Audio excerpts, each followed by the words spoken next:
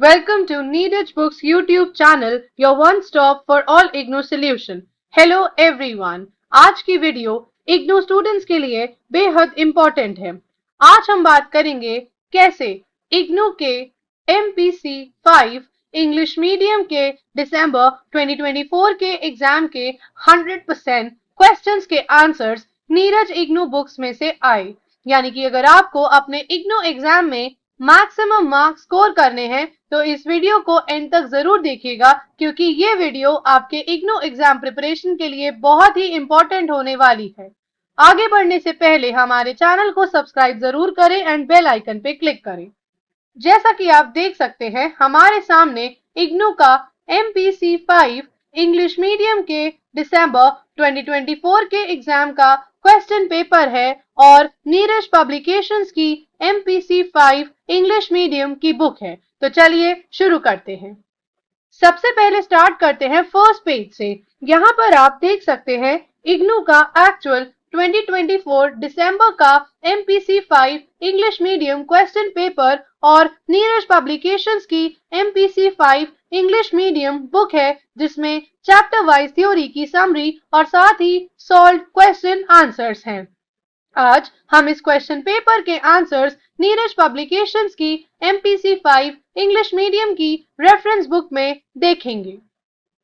यहाँ क्लियरली दिख रहा है कि इग्नू MPC 5 इंग्लिश मीडियम के दिसंबर 2024 क्वेश्चन पेपर्स का 100% answers Neeraj MPC 5 English medium book के चैप्टर्स में ऑलरेडी दिए गए हैं। तो आइए इसकी डिटेल स्टडी करते हैं।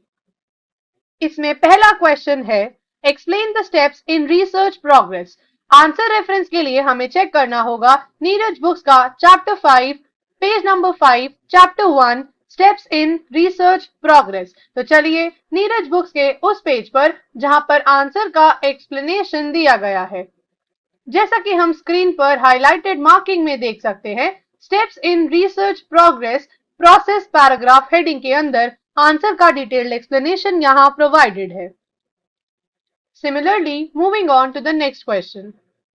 हमारा अगला क्वेश्चन है describe the characteristics and steps of ex post facto research. Answer reference के लिए हमें चेक करना होगा नीरज बुक्स का chapter 6 page number 65 question number 1 and page number 63। तो चलिए नीरज बुक्स के उस पेज पर जहां पर आंसर का एक्सप्लेनेशन प्रोवाइडेड है। जैसा कि हम concept and meaning of S post facto research paragraph heading के अंदर देख सकते हैं, आंसर का एक्सप्लेनेशन यहाँ प्रोवाइडेड है और इस पर्टिकुलर क्वेश्चन का आंसर कंटिन्यू किया गया है नीरज बुक्स के page 63 characteristics of ex post research, जैसा कि हम हाईलाइटेड मार्किंग स्क्रीन पर देख सकते हैं। Moving on to the next question. Explain the types of quasi experimental design. Answer reference के लिए हमें चेक करना होगा नीरज बुक्स का page 102 chapter 11 types of quasi experimental design. जैसा कि हम स्क्रीन पर हाईलाइटेड मार्किंग में देख सकते हैं, types of quasi experimental design paragraph heading के अंदर आंसर को यहाँ विस्तार से समझाया गया है। इसी तरह हमारा अगला क्वेश्चन है discuss the goals methods and steps of grounded theory. Answer reference के लिए हमें चेक करना होगा नीरज बुक्स का page 130 chapter 14 goals and perspectives and page 131 methods of grounding theory. तो चलिए नीरज बुक्स के उस पेज पर जहां पर आंसर का डिटेल्ड एक्सप्लेनेशन प्रोवाइडेड है, जैसा कि हम स्क्रीन पर हाईलाइटेड मार्किंग में देख सकते हैं, goals and perspective paragraph heading के अंदर आंसर का डिटेल्ड एक्सप्लेनेशन यहाँ प्रोवाइड किया गया है। इसी प्रकार इस पर्टिकुलर क्वेश्चन के आंसर को कंटिन्यू किया गया है नीरज बुक्स के पेज 131 पैराग्राफ हेडिंग के अंदर मेथड्स ऑफ ग्राउंडेड थ्योरी, जो कि आपको हाईलाइटेड मार्किंग में दिख रहा होगा। इसी तरह हमारा अगला क्वेश्चन है section B attempt any four of the following, explain the types of validity. Answer reference के लिए हमें चेक करना होगा नीरज बुक्स का page 17 chapter 2 types of validity. तो चलिए नीरज बुक्स के उस पेज पर जहां पर आंसर का एक्सप्लेनेशन प्रोवाइडेड है, जैसा कि हम स्क्रीन पर हाइलाइटेड मार्किंग में देख सकते हैं, types of validity paragraph heading के अंदर आंसर को यहाँ विस्तार से समझाया गया है। इसी तरह हमारा अगला क्वेश्चन है, give a comparative analysis of casual comparative and correlational research design. Answer reference के लिए हमें चेक करना होगा नीरज बुक्स का page 111 chapter 12 comparison between casual comparative and correct length designs. जैसा कि हम स्क्रीन पर हाइलाइटेड मार्किंग में देख सकते हैं, पैराग्राफ हेडिंग के अंदर सिमिलैरिटी और डिफरेंसेस को यहाँ विस्तार से समझाया गया है। Moving on to the next question. Explain the assumptions and approaches of discourse analysis. Answer reference के लिए हमें चेक करना होगा नीरज बुक्स का page 141 chapter 15 assumptions of discourse analysis, approaches और theories of discourse analysis। जैसा कि हम स्क्रीन पर हाइलाइटेड मार्किंग में देख सकते हैं, assumptions of discourse analysis paragraph heading के अंदर यहाँ आंसर को समझाया गया है। इसी प्रकार इस पर्टिकुलर क्वेश्चन के आंसर को approaches of theories of discourse analysis paragraph heading के अंदर विस्तार से समझाया गया है। इसी तरह हमारा अगला क्वेश्चन है, describe the steps of evaluating data in qualitative research. Answer reference के लिए हमें चेक करना होगा नीरज बुक्स का page 151 chapter 16 Steps of evaluating or analysis of data in qualitative research। जैसा कि हम स्क्रीन पर हाइलाइटेड मार्किंग में देख सकते हैं, Steps of evaluating data in qualitative research paragraph heading के अंदर आंसर को यहाँ विस्तार से समझाया गया है। इसी तरह हमारा अगला क्वेश्चन है, discuss the assumptions, types and steps in ethnography।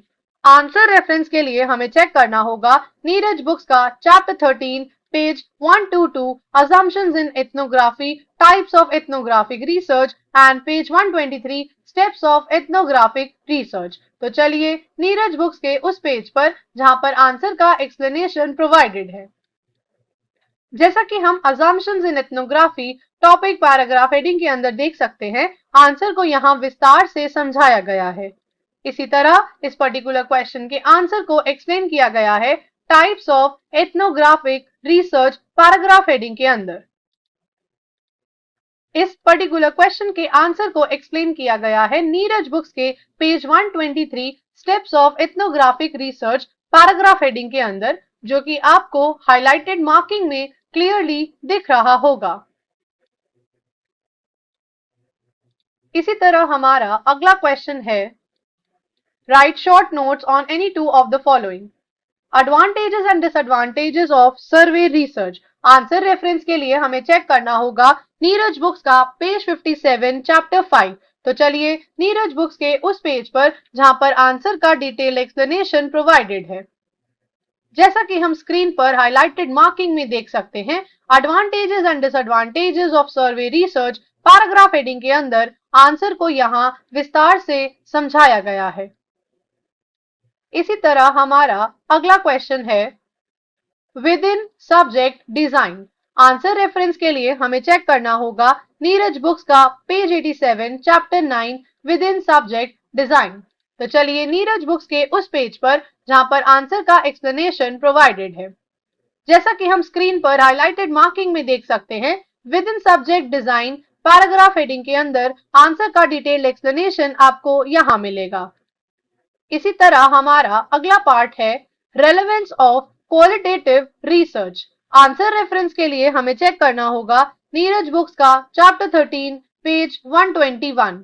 तो चलिए नीरज बुक्स के उस पेज पर जहां पर आंसर का डिटेल्ड एक्सप्लेनेशन प्रोवाइडेड है। जैसा कि हम स्क्रीन पर हाइलाइटेड मार्किंग में देख सकते हैं, relevance of qualitative research in psychology paragraph heading के अंदर आंसर का डिटेल्ड एक्सप्लेनेशन यहाँ विस्तार से समझाया गया है। तो आपने देख और समझ लिया होगा कि किस प्रकार लगभग सभी आंसर्स नीरज बुक्स में मिले, और अगर आपने Neeraj books MPC 5 English medium book से अपनी एग्जाम प्रिपरेशन करी होती तो आपको अपने एग्जाम्स में स्कोर करने का एक बहुत ही बढ़िया सॉल्यूशन मिलता। क्योंकि आपको नीरज बुक्स में previous year solve papers, chapter wise theory, important questions with answers and multiple choice question सब कुछ एक ही बुक में मिलता है। तो आपको किसी और बुक, 10 ईयर क्वेश्चन बैंक या फिर ऑनलाइन नोट्स ढूंढने की जरूरत नहीं पड़ेगी। Neeraj books will be your one and only solution to score excellent marks in your IGNOU exams। अगर आपको ये वीडियो हेल्पफुल लगा हो तो लाइक और सब्सक्राइब जरूर करें और अपने दोस्तों के साथ शेयर करें। और अगर आप किसी पर्टिकुलर सब्जेक्ट के पेपर पर वीडियो देखना चाहते हैं तो कमेंट बॉक्स में लिखें, हम उस पे वीडियो बनाने की कोशिश जरूर करेंगे। होप ये वीडियो आपके लिए हेल्पफुल होगा and will give you an idea to how to study for your IGNOU exams. तो मिलते हैं